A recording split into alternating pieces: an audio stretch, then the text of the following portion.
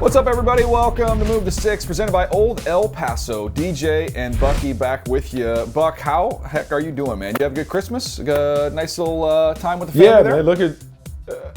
yeah, it was great, man. Like, holidays are always a good time to reminisce, to give gratitude and express thanks, and to have everyone around. It's a great time. Yeah, I was thinking about you because my present, we kind of, as you get older, like, you don't really need much. So my present that I got this year was a gift card to Ruth's Chris, and I thought, oh, this is Bucky's dream. This is Bucky's dream Christmas right here. Man, come on, man. That's it. Bucky, you go to the combine, post up, and he's good to go. You got to get at least 2 or 3 visits when you go to the combine. Like, that's it. If you're ever looking for an encounter with Bucky Brooks, need an autograph, a picture, maybe you got some old Bills merch you want to get autographed. Indianapolis Combine, go to Ruth's Chris. You'll find Bucky posted up there. There's a very good chance you'll be able to reel that in. All right, Buck, let's get to what happened last night. It's time for the Monday Night Recap presented by Old El Paso. We're going to get into a bunch of these games, but we got to start, first of all, with the last one of the week, which was to me, the headliner. You can talk about the Chiefs and their collapse. That's a storyline for sure. But to me, the story of the weekend was the Ravens bullying the bully, going into San Francisco and just beating the stuffing out of the 49ers. So here's the thing about the Baltimore Ravens-San Francisco 49ers matchup. It was held as a Super Bowl preview, and it very well may be a preview to what we see in the Super Bowl in the middle of February. But I think the narrative coming in, because San Francisco had kind of bullied so many different teams, it was almost as if we forgot that Baltimore has, 2-3 decades of a bully ball reputation, that this is what they do to teams and this is how they've always won their big games. And look, I made a mistake because I fully expected the Niners to handle the Ravens. I thought they had a more complete team in terms of like all facets of the team functioning. But that reputation and that mindset, like when you kind of challenge Baltimore, they're like 3 types of guys, right? They're guys that run from the fight, they're guys who reluctantly fight, and then they're guys that run to the fight. The Baltimore Ravens are the guys that run to the fight. So they embrace this kind of encounter. They embrace taking on the 49ers in their environment. They embrace playing a very physical style of football. And to me, I was surprised because I felt like the Niners backed down. Yeah, the interceptions and the turnovers and all that played a part, but I felt like the Niners have always gone forward against so many teams, kind of imposed their will on opponents. But I didn't see the same vigor. I didn't see the same edginess against the Baltimore Ravens because maybe they saw a team that would punch back, unlike some of the other teams that they faced along the way. Yeah, I tell you what, I don't know if you saw the comments after the game from Patrick Queen. I don't know, Drew, do we have that? Do we have that audio on that? It's a brand of football that people don't want to play. Everybody don't want to be out here cute playing basketball on grass and stuff, and we ain't with all that. So you could do all that stuff, you just going to get hit in the mouth every play, honestly.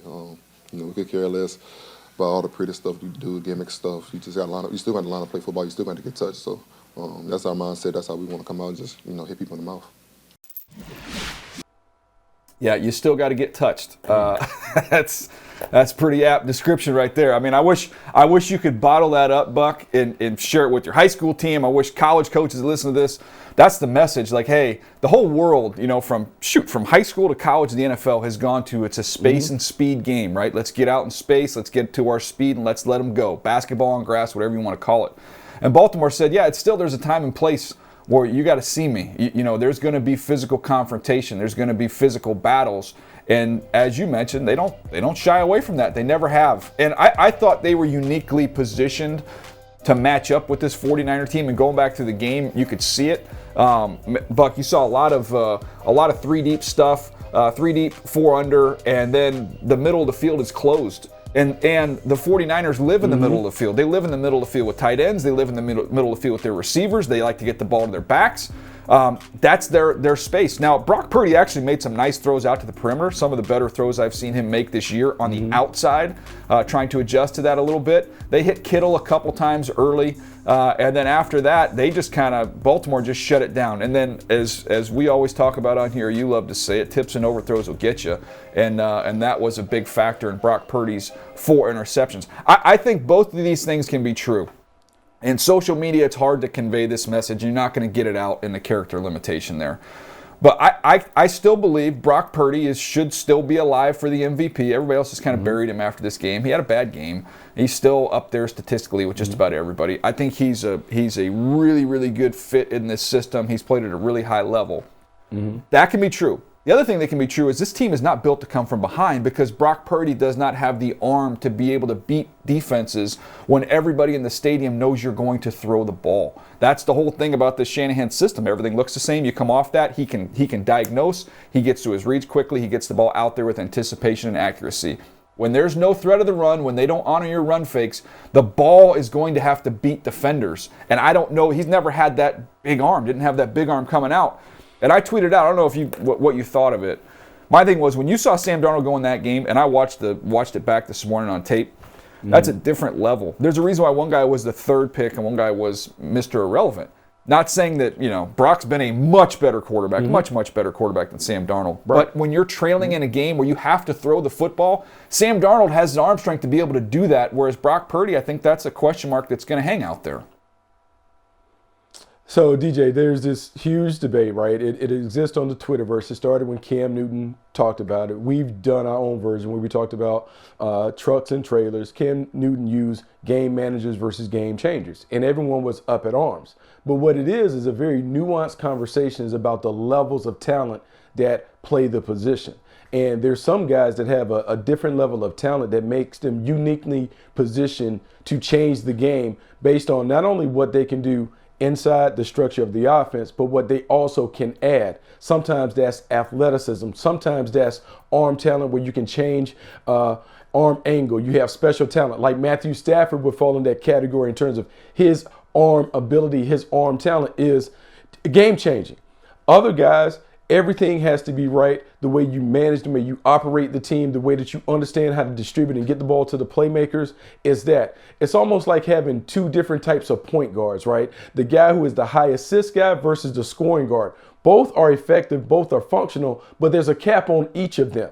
And so when we talk about Brock Purdy in comparison to Lamar Jackson in this game, you can see the ceiling on Brock Purdy. When the team got behind and they had to play a traditional drop back style of ball, Brock Purdy doesn't have like the unique talents to then say, hey, I'm just going to will it with my arm talent. Whereas a guy like Lamar Jackson, it may be utilize his athleticism, his feet, his playmaking ability, his ability to extend the play, all of those things, much like Pat Mahomes and Josh Allen are able to do in their own unique ways. And so it's not being disrespectful to Brock or any of the other guys that fall into those categories, but it's a nuanced discussion talking about just the differences between the levels of elite in this league. Yeah, no, again, I think it's a complex, complicated conversation. It's not all or nothing. It's not Brock Purdy's the best, Brock Purdy's the worst. Brock Purdy's an MVP caliber quarterback, and I do think if they win their last couple games and Baltimore were to slip up, I think he's got a right to be in that discussion. His stats are going to be there. He's a perfect fit. It reminds me, again, kind of looking at that Drew Brees setup when Drew Brees was rolling. That's the way Brock Purdy's playing the game, like Drew Brees. Drew Brees is not going to throw the ball through a wall.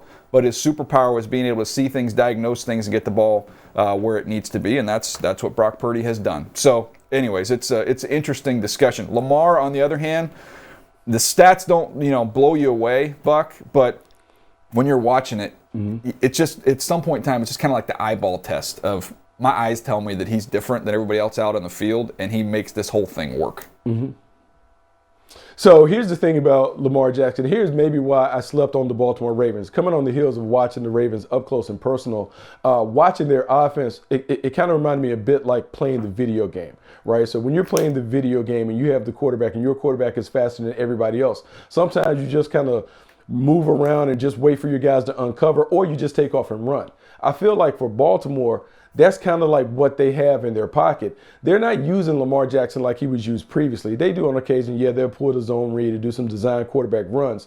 But a lot of his runs now are coming on scramble plays. And what that does is that puts a different pressure on the defense, because now you're scared to play man-to-man, because if he takes off, you're talking about explosive chunk plays on the ground. If you play zone, that's fine. But now when he moves around, how disciplined can you be to plaster the wide receivers on the perimeter?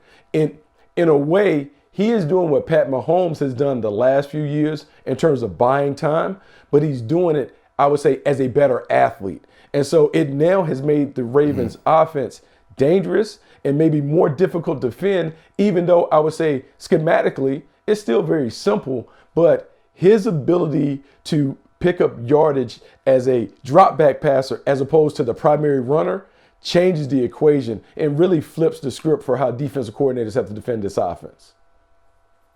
Yeah, and they have a lot of different weapons, and they've never had this many weapons. And even when you have the injury to Mark Andrews, they've done a nice job of spreading that ball around. It's the best receiving core I think that they've had for sure since Lamar's been there. It might be the best receiving core they've ever had there.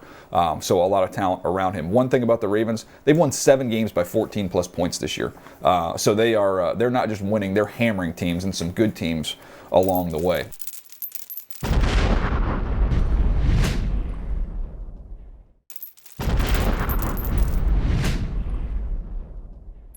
All right, let's stay to a team that is very much in that discussion as the best team in football. The Ravens might have staked their claim, but the team they're going to see this next week at home, that's the discussion, and that's the Miami Dolphins coming off a big win over the Dallas Cowboys. Got to have it game, especially when you look at the schedule. They go to Baltimore next, and they finish up the season against Buffalo. So it is a very, very tough road. The playoffs have already started for Miami, and they got a big one here against the Cowboys with that win. Yeah, no, that was a big win. It was a big win because these are two teams that we really wondered who could kind of change their style to kind of get ready to play for these pressurized environments that they're going to have to face coming down the stretch. And so the Miami Dolphins were able to kind of stay within themselves. Look, they're cute and creative. They do all that stuff, but they can run the football. And then defensively, they're becoming a much better team on defense. But offensively, it's the speed and the explosiveness, the weapons that they have on the outside, starting with Tyreek Hill and then going to Jalen Waddle, and then all the speed that they have in the backfield. They can produce explosive plays in a variety of ways. And you saw down the stretch when they were down, they had to have a 2-minute drive. It didn't mean that they had to throw it over the top. It's throwing a little quick pass out to Tyreek Hill. He makes 2 or 3 guys move, and a 5-yard pass goes to 15 to 20 yards in a hurry. That puts tremendous amount of pressure on the defense because your ability to tackle in space is going to be tested early and often. And if you can't get those guys to the ground, it makes for a long day.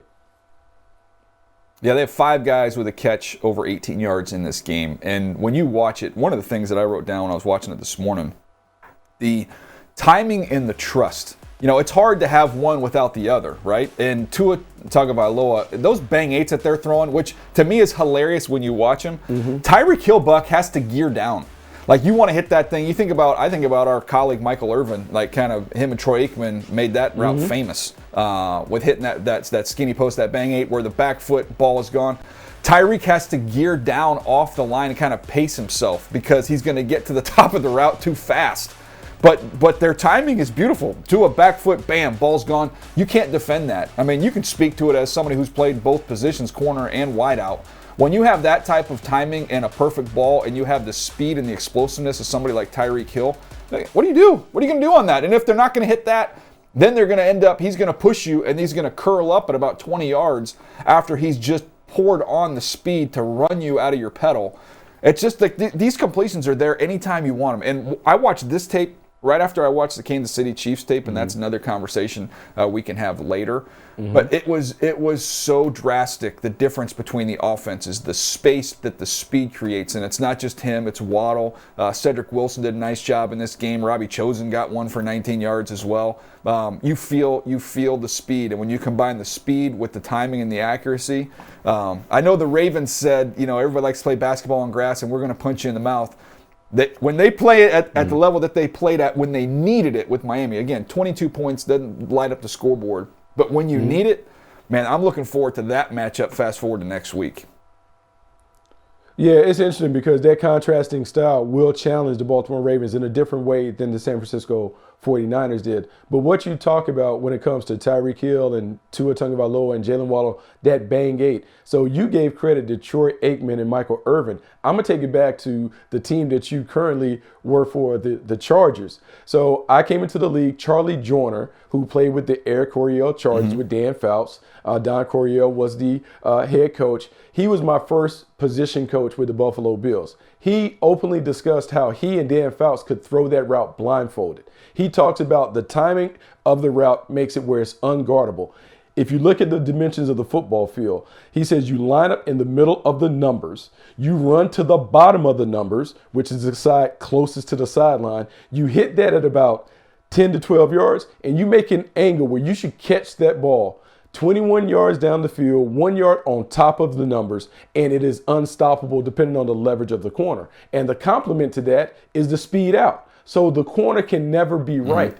If you playing the bang eight, they're going to throw the speed out on you all day. If you're hanging on the speed out, they're going to hit you with the bang eight. And what you're seeing, because of Tyreek Hill's speed, people are afraid to press him. They're playing off. Tua Tagovailoa throws on time and on target, and it really has made this route unstoppable for the Dolphins. And the speed that they have overall has made this offense one where you can have a distributing point guard, Tua Tagovailoa, play at a high level, because his job is to get the ball in the hands of playmakers, and those playmakers let it work. So when we talk about game managers and all those other things, it's not necessarily about that. It's the weapons around you allow you to elevate your game, and your job is just to get the ball to the hands of the playmakers and get out the way. So I want to get to the Cowboys side of this thing. You know, much has been said. The Cowboys aren't beating good teams, right? They beat the Eagles, and outside of that, not much. I actually left feeling okay about this. You know, again, this is kind of a, you know, we'll see what the seeding looks like. They're in the tournament. They're going to be in the playoffs. This is an impressive showing for me. You lose by 2 points. Dak played a pretty clean game. Now, they heated him up. They got some pressure on him. Bradley Chubb in that defense with Vic Fangio did some nice things. But CeeDee Lamb, you see him on the highlights here, 6 for $118. You know, they didn't run the ball maybe quite as well as they would have liked to, but I thought the defense hung in there as best they could. Again, you hold the Dolphins to 22 points. It was a, you know, it's a 2-point game against a really, really good team on the road. I left this game feeling fine about the Cowboys. I think they're still a very dangerous team once you get in the playoffs. It's just provided they don't play the Niners, the one team they don't match up with.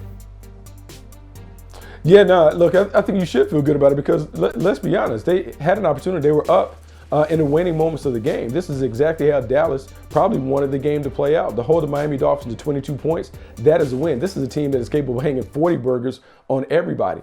So if you're the Dallas Cowboys, you feel good about certain parts of it, but the running game, or the lack thereof, is a concern. We talk about Tony Pollard. Tony Pollard had immediately talked about the slow start to the season coming off of that leg and those things. You have to be able to run the football when you want to in the postseason. And so the Cowboys have to find a way to work on that over the next 2 weeks to get ready for the tournament. They have to be able to run the football so they don't become a one-dimensional team in the postseason. Look, it's not necessarily the rushing yards, it's the attempts, because the attempts allow you still to utilize play action, still control the game and dictate the terms to the defense, as opposed to being in a 100% drop back game where now they can play pressure or coverage and they dictate to the offense. No doubt. Let's get to this next one here. Lions-Vikings. Lions win. They win the division for the first time, since '93, I think it was. It's been a long time. You see it on the screen right there, 1993. Lot of different ways they can go with this. I would just say this. You know, Jahmyr Gibbs has been awesome. Couple touchdowns in this game, 80 yards rushing, 20 receiving. Kirby Joseph had 2 picks. This is second year in a row. He's a young player. He's 23 years old, second year in the league. He had 4 picks last year. He's got 4 picks this year. Amon-Ra St. Brown goes 12 for $106. He just keeps doing his thing. To me, when you're looking at who's going to get hired in these coaching cycles, Buck, one of the things, you know, you can look at overall success of the team or the yardage, all this kind of stuff that you're having on either side of the ball and leadership and hear all these things. To me, if you're hiring a coach, find out who's playing young players, and the young players are playing well. And I'm not just talking about first-round picks. I'm talking about getting guys on the field that are 3rd, 4th, 5th-round picks that are productive, because it tells me that you've got guys that not only how to put a plan together, but you got guys that know how to develop. That's like, to me, that's the ace in the hole in this league right now. When you don't have as much time, who are the elite teachers in this game that can take what you give them and make them better? And to me, Dan Campbell and that staff, and we know a bunch of those coaches on the offense and defensive side of the ball. It's not just one or the other, it's both.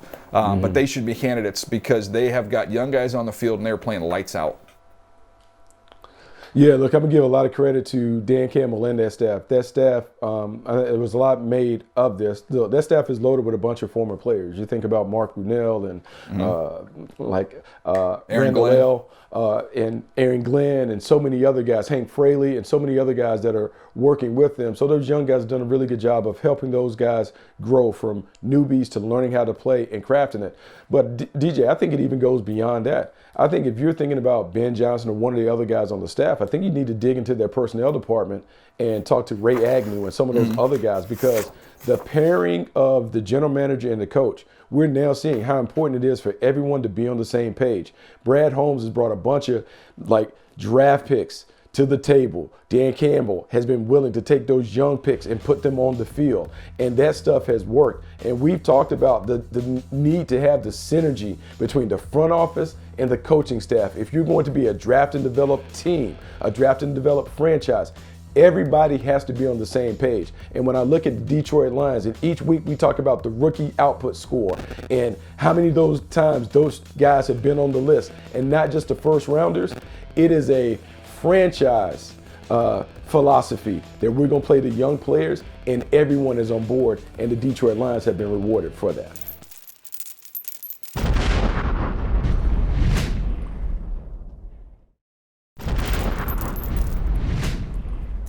Back here with Bucky, and Buck, we'll go through some more of these games, including a couple that we were at. We can start here with the one I witnessed on Saturday. Peacock, by the way, how was that experience? Did you get a chance to pull up the Peacock app and check that thing out, Buck?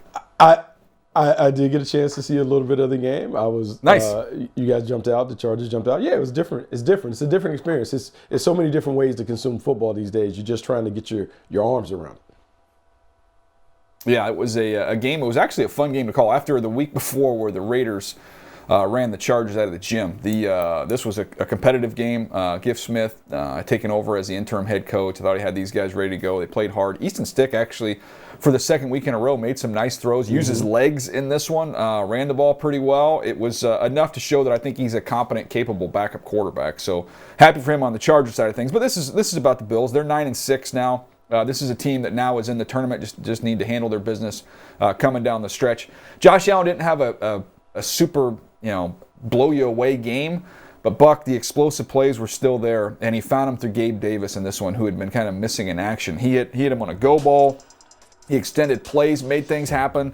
I think Joe Brady's done a nice job with this offense since he's taken over, and one of the things I was thinking of is, okay, Josh has got a zillion touchdowns, passing and rushing. He had 2 rushing touchdowns in this one, as well as a passing touchdown. I think it's like his 11th game where he's had at least a 1 rushing, 1 passing touchdown, which is an NFL record.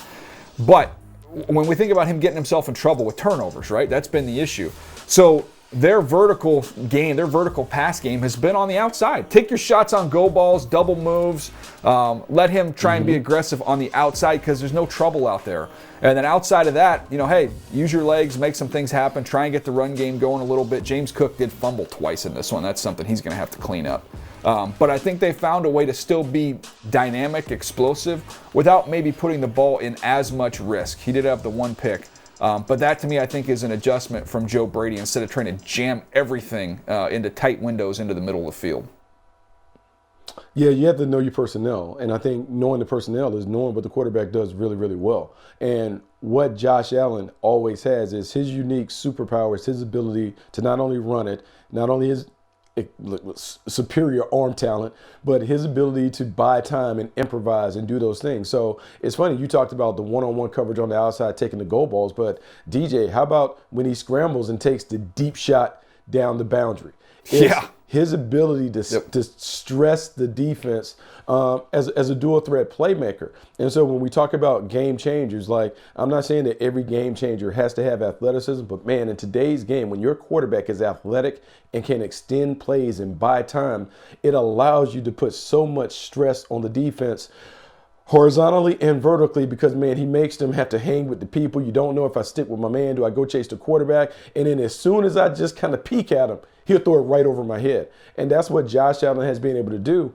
And in a league where explosive plays typically leads to points, you have to be able to generate those chunk plays. And Josh Allen's improvisational skills allows the Buffalo Bills to do it. And lastly, this is what we say. Josh Allen didn't play great most of the game, but guess what, man? When he has to take it over, he has the ability to say, you know what, guys, I got this. I'll put it on my back and I'll figure it out.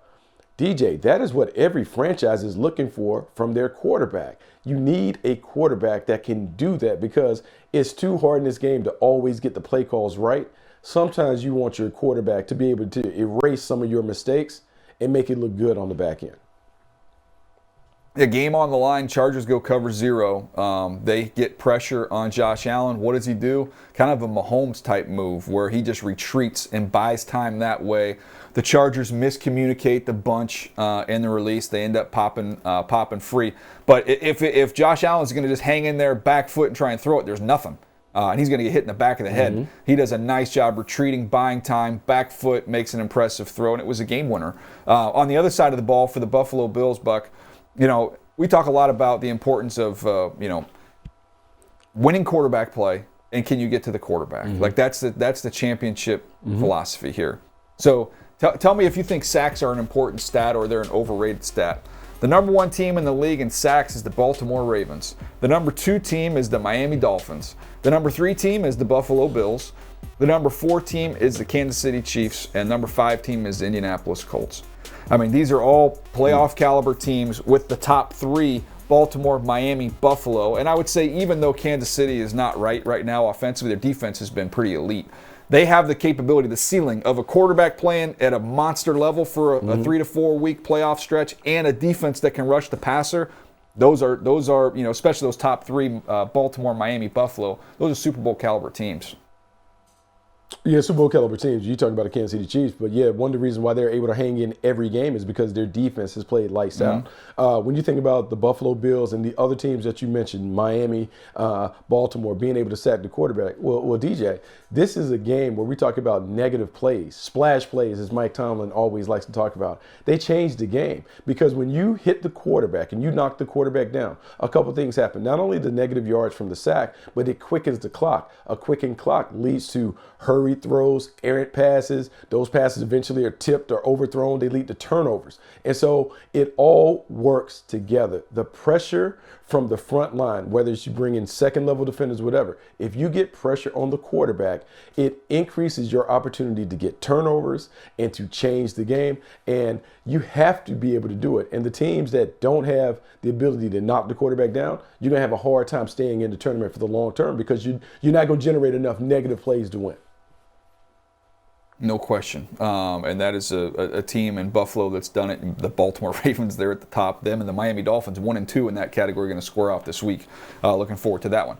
Browns-Texans. Joe Flacco, he's rolling. Somehow, the Browns are one of 3 teams still alive for the number 1 seed in the tournament. I mean, what a testament to how well-rounded this roster is, how dominant this defensive front has been. Jim Schwartz doing a great job there on the defensive side of the ball. Myles Garrett having a Defensive Player of the Year type year.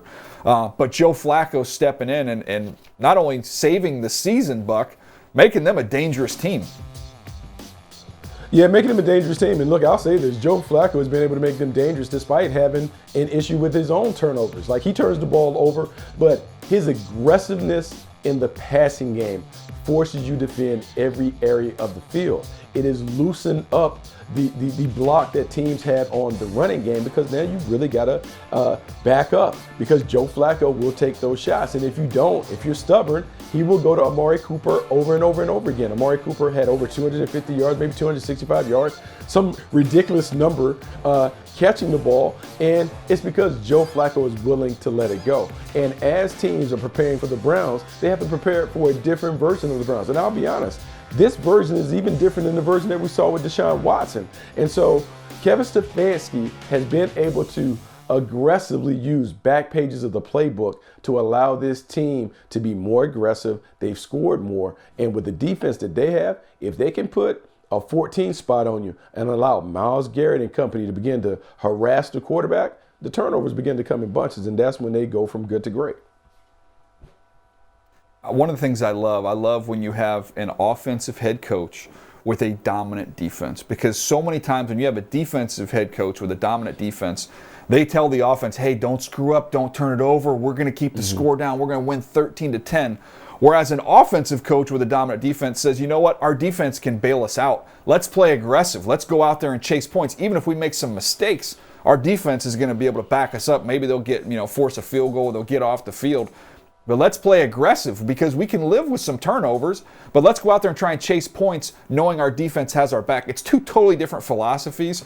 But, I think back to, look at where the 49ers are right now. Obviously, they have a dominant defense, and they've played that way. But you've got an offense, and Kyle Shanahan said, look, let's go be aggressive. Hey, if we make a mistake, we make a mistake. Our defense will have our back. I just love that combination and that formula. Well, here's what I love from the Cleveland Browns. Like, the offensive head coach being aggressive, defensive head coach being aggressive. But DJ, there's a toughness that this team has. And I'm not talking about the physical toughness. I'm talking about the mental toughness to not collapse when you lose all your quarterbacks, to not collapse when you lose an NFL rushing leader in Nick Chubb, to not collapse when you have injuries on the offensive line, to not worry about all that and to keep playing. This team has 10 wins. And if you think about the list of injuries and you think about other teams around the league who have offered up every excuse as to why they're not able to be in the hunt and those things, to me, it is the resilience. It's the gritty mindset that somebody has said, Kevin Stefanski, Jim Schwartz, it runs throughout the locker room that they didn't collapse when all of us on the outside world were like, there's no chance that the Cleveland Browns are going to be able to do it. They're like, no, they figured it out. And now in figuring it out, they've become a team that's really dangerous. I'm going to be honest with you, DJ.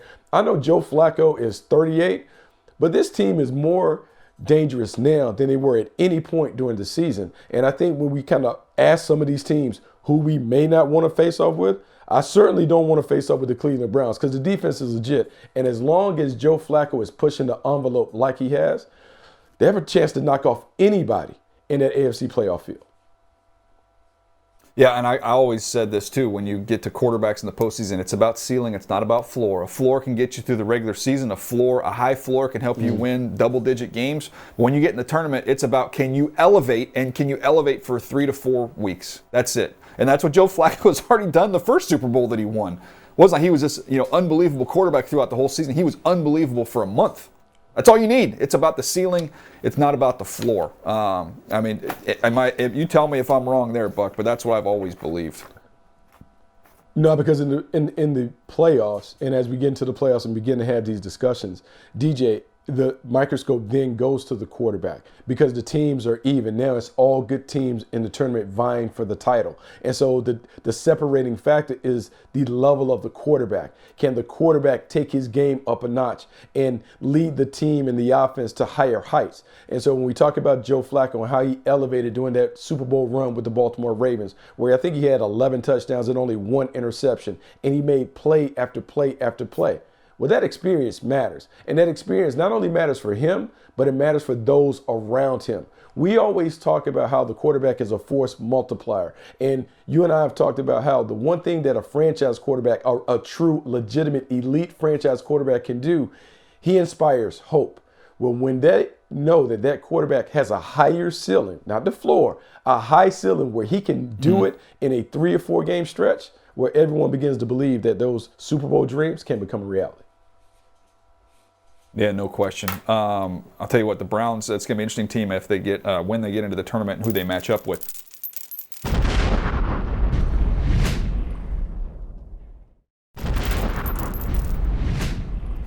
What's up, DJ Bucky here as we look at one of the biggest games from the weekend, which was the Raiders going on the road and getting after the Kansas City Chiefs, which there's a lot to get to on the Raiders side of things. We want to give them their love, and we will do that in a little bit. But I want to start first of all, Buck, get your opinion. I watched it live, then watched the tape this morning.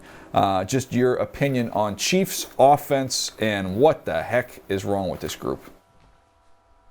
I think the Chiefs overall are pressing on offense. I think the biggest thing that the Chiefs are dealing with is they're competing with the former versions of themselves, meaning that everyone, when they look at the Chiefs, they fondly remember the days of Tyreek Hill and Travis Kelce just running past everybody, the acrobatic acts, the aerial circus that was in Arrowhead.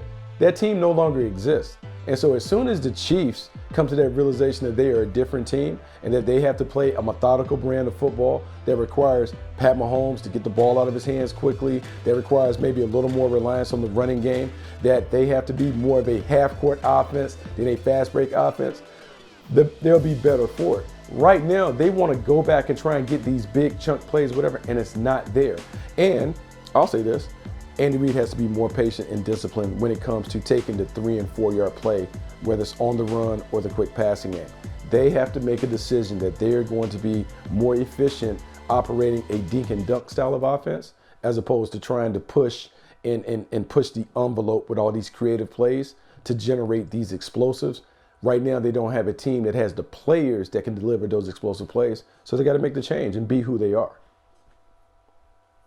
Yeah, you mentioned half court, playing half court hoops, and that's when I watched it, Buck. Man, like they are getting plastered. It is so weird to look at it where they can't uncover. The field is shrunk. The safeties we used to always joke and say the safeties were in the parking lot, starting with the Buffalo Bills on that Thursday night, Amazon game that we did a million years ago. This is a different offense. And then, the field's going to shrink, so we got to have guys that can run after catch. They're not good after the catch. They're not, you watch that same day, you watch San Francisco and you watch Deebo Samuel and Ayuk and Kittle and all these guys after the catch. Now, they had a nice job. Kelsey had a nice stiff arm. He got out in the open field and was able to do something with the ball in his hands. But man, they do not have that on the whole. Also in this game, the tackle situation is not great. That is an issue. Their best plays were in terms of just getting something positive, were just screens where you're not getting a ton of yards after the catch, but at least you're getting positive plays. So they're a little bit of a mess. And Mahomes, I have never seen him in the past drop his eyes as much as he did. When he did have some clean pockets, he bailed on more than a few because he'd been hit and he doesn't really trust his guys. So he's looking at the rush. He's not seeing some things. There's an opportunity for a go ball, a deep ball that he didn't take advantage of because his eyes were dropped. It also shows me that, for as much as we talk about how great some of these players are, and Mahomes, no question, when we do trucks and trailers, he's a truck. He drives, he can drive it. Yep. He makes other people better. But it does show you the difference in what the numbers look like and what the performance looks like when you don't have some of the pieces he's had in place, throughout his career. When they've gotten a little worse on the offensive line, you don't have the speed at receiver, you aren't quite as accomplished elsewhere. Mahomes looks a little more mortal. And that's why when people get mad at us and say, when we get crushed, hey, you missed on this quarterback or you missed on that quarterback. Well, you know what? The environment matters. Where you go matters. And this is an example. Mahomes is still playing like maybe a B+, A- quarterback, but not the A+, maybe in the discussion as the greatest of all time because the environment's changed. Yeah, DJ. And so this is a lesson for everybody. It's a lesson for all of us. Like, as much as we want to individualize football, you can't do it. Like, as much as we want to make the quarterback solely responsible for the success or failure of a team, it doesn't happen like that. There is not a great quarterback that doesn't play with great players. Like, you have to have great players on the other end. As much as we like to romanticize the fact that, this guy makes his team better, yes, they can, but those players need to already be at a B+ level to become A's. You don't take a D and make an A. And what we're seeing in Kansas City, look, and I understand this because I understand the mindset that Andy Reid had, having been in Green Bay together.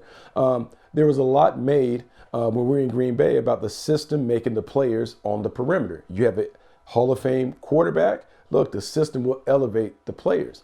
The one thing, though, is might have underestimated how good and how talented Tyreek Hill was, because the loss of Tyreek Hill has certainly changed the way this Chiefs offense has played. Yes, they won a Super Bowl last year, but now the further we get away from Tyreek Hill, the more we see the regression of Travis Kelce as he gets older. We're seeing that. And the other thing that normally in most cases we would make this a big deal, but when you lose your offensive coordinator, some things go out the door when he leaves. And I know that Andy Reid has always been the masterful play caller and those things, but I am beginning to wonder, without Eric Bieniemy and hearing some of the things that were attributed to Eric Bieniemy in Washington about the demands and how he was coaching guys hard, I do wonder if some of that hard coaching is missed in Kansas City when it comes to just the little things like lining up right, some of the drops that we're seeing, some of the just the errors and gaps that we're seeing from this team that we haven't seen in the past. Not saying that EB was the play caller responsible for that, but sometimes when you're the coordinator, your job is to clean up like the little details that the head coach may miss. And I do wonder, have they lost some of that attention to detail as well as some of the talent that went out the door? Yeah, I'll flip it around to you, though. They have the Bengals at home, then they're at the Chargers to finish up the season. It doesn't look right. They're not playing great. Offensively, they have issues that I don't think are going to get totally resolved until the offseason. They have a chance to add some more pieces. That being said, do you really want to play these guys in the postseason with Andy Reid and Patrick Mahomes? You really want that matchup if you're some of these teams in the AFC? I don't think the AFC is a dominant conference right now. I know at the very top what we saw from Baltimore is an elite level team, but I mean Miami Dolphins, they already beat them. I don't know anybody that they're going to really fear if they get into the tournament. I mean, they played Buffalo close, lost by 3 points. They can play with anybody, even when they're not right. So that still makes them a very dangerous team. Lost to Detroit, obviously, first game of the year by 1 point. So this is still, to me, let's not kick dirt on the Chiefs just yet. No, DJ, and here's the great thing about the playoffs, right? The great thing about the playoffs is the great opportunity to reset. And the coaches and the teams that handle it the right way. Hey, man, once you get into the tournament, it doesn't matter what your seeding is. You got just as much of a chance to go to the Super Bowl as anybody else. Can you get your mind right? You would like to go in with a little momentum. But we've seen, man, you create your own momentum in the postseason. The Kansas City Chiefs, they just have to make sure they get into the tournament. Then you have two-time MVP. You have a head coach who knows how to win a Super Bowl. You have a defense that's playing lights out. You can't dismiss their chances of reemerging as the team to beat in the AFC. We just haven't had enough visual evidence of late to fully back the Kansas City Chiefs as a team that can go back-to-back.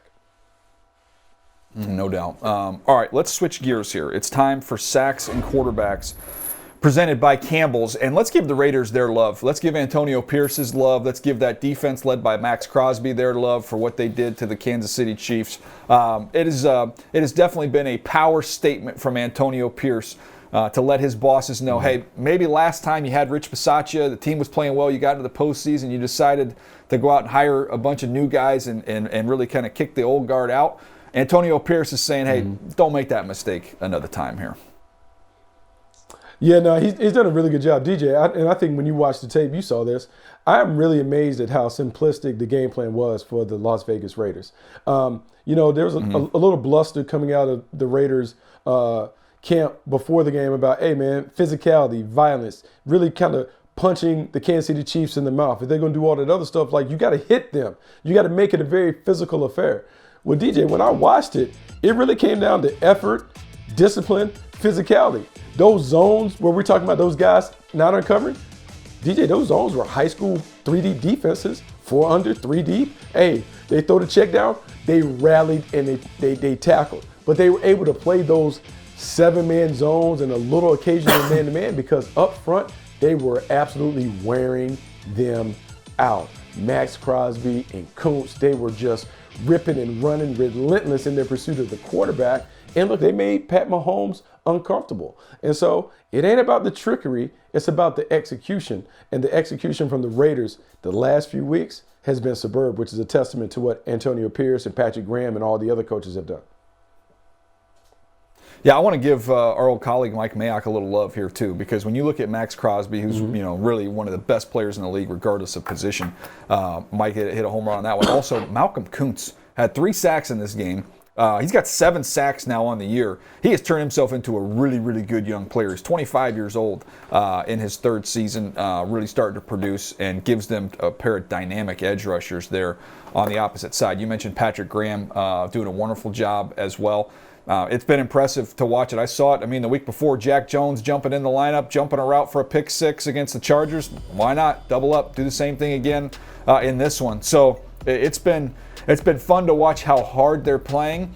And I think, to me, I think it's understood, or people expect, that you're going to see the same effort. You're professionals. What that entails is you show up and you give your best every week. But there's a different level of passion that these guys are playing with, Buck, that I don't know where to attribute it other than to Antonio Pierce and their group. Yeah, DJ, you get what you demand. And so I think what they've done is they've demanded more effort. To me, when I look at this team and watching the team closely, I see a team that, look, man, what they're doing isn't complex, but, man, they're really dialed into the game plan. They really do a good job of late of anticipating what is about to happen, whether it's they've done a better job of really studying the tape and understanding formation tendencies and down and distance and those things, or just having a better overall awareness and understanding of what the scheme is being, what the scheme demands of the players. But I am watching a team that, man, they are hunting the ball and they're getting to the ball with like reckless abandon. And the only way you can do it like that is you know what you're doing so you can play fast. So hats off to them for simplifying whatever it is that they were doing, or teaching and explaining the techniques and the scheme very, very clearly so the players know exactly what they do so they can just play with their hair on fire. No doubt. It's working, and hats off to the Raiders. That's a big win for them going on the road and beating the Kansas City Chiefs. All right, we're going to take a quick break. When we come back, it is rookie draft time, coming off of a week where, gosh, I think Rhett had a good week, so we'll have to give him his flowers here as he's going to have producer Drew draft for him this week, see if he can keep it rolling. We'll get to that right after this.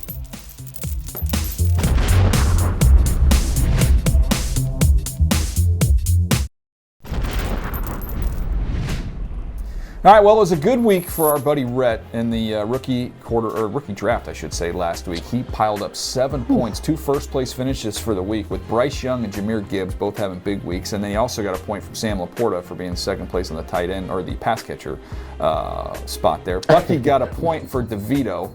Somehow DeVito outscored Aiden O'Connell, and Aiden O'Connell played the whole game. DeVito played about 2 minutes and still ended up getting me there. Bijan got me a point for a second place finish, and Puka Nacua got me the first place 3 points there. So for the season, Drew, get in my ear here. Am I still holding on here? Who we got?